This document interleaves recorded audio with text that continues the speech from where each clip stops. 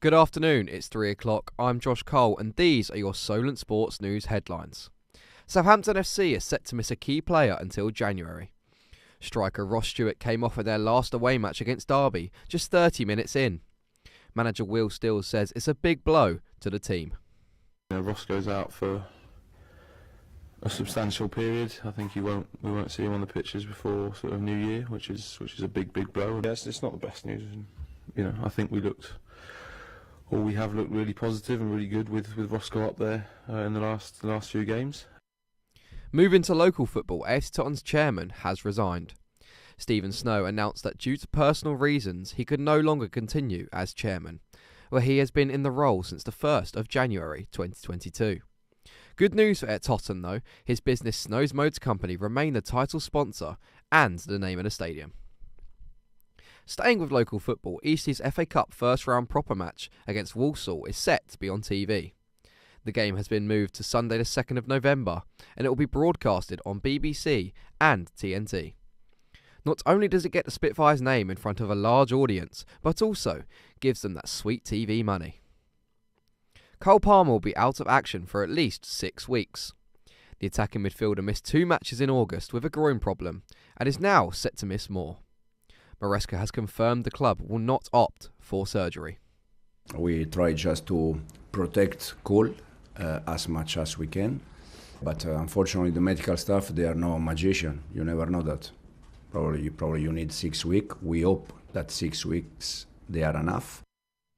Earlier we reported that supporters of an Israeli football team have been banned from attending a Europa League match against Aston Villa. The West Midlands Police told Maccabi Tel Aviv fans they could not travel due to violent clashes and hate crime offences in the past. Solent Sports reporter Zach Jackson heard from a member of the local Jewish community. Yeah, I'd say that as a Jewish people generally in this country, there's a definite feeling of separation, how in many areas we are being sidelined from mainstream society, and this is just another indication of it. Rangers interim manager Stephen Smith says he's willing to take charge of the first team for as long as it takes to find a new boss.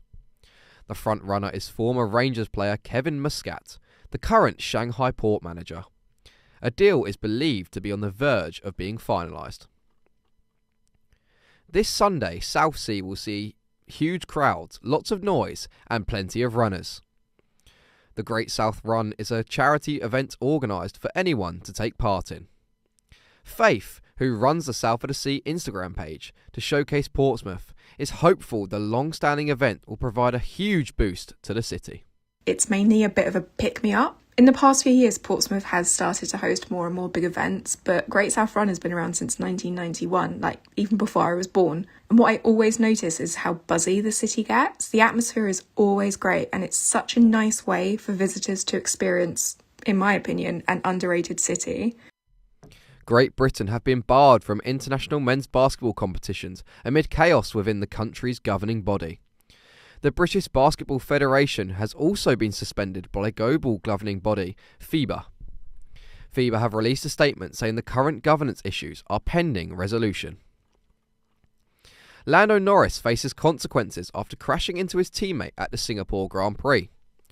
McLaren held the British driver accountable for the collision on the first lap, which put him ahead of Oscar Piastri. The title battle between these two teammates continues in Texas for the USGP this weekend. We're here with our F1 correspondent, Patrick Fitzgerald. Pat, what's the latest? Thanks, Josh. Yeah, it's going to be interesting to see how this one plays out. Now, with the Constructors' Championship wrapped up for McLaren, the two teammates can go gung-ho for the Drivers' Championship. With Oscar Piastri sitting just 22 points ahead of Lando Norris and the race weekend in Texas being declared a heat hazard race, things could definitely get spicy. Breaking news in F1, Apple have struck a big broadcasting deal which starts from 2026. They have bought the rights to stream F1 in the United States for the next 5 years in a deal worth up to £558 million in total. In the next hour, we'll be bringing you a live reaction from our F1 reporter, Nathan Wallen. In tennis, Naomi Osaka has pulled out of the Japan Open after suffering a leg injury in the second round. Despite holding back tears and needing painkillers, the former world number 1 defeated Susan Lamons in the last 16. She will now miss her quarter-final tie that was scheduled for today. In rugby league, former Bradford Bulls head coach Brian Noble says he hopes the glory days are on their way back to the club. The 4-time grand final winners have returned to rugby league's top flight for the first time since 2014, thanks to the new grading system. Noble says it's been a long journey since financial troubles and relegation. I'm just so excited that the halcyon days that I had in the late 90s and through 2010, there's a chance now to improve the prospects on the field in the Super League and climb the Super League ladder and hopefully get them back to the glory days. On to golf. Tommy Fleetwood leads the DP World India Championship after the second round. The world number 5 scored 8 under par after a bogey-free round. He leads former Open champions Shane Lowry and Brian Harman by a shot at Delhi Golf Club.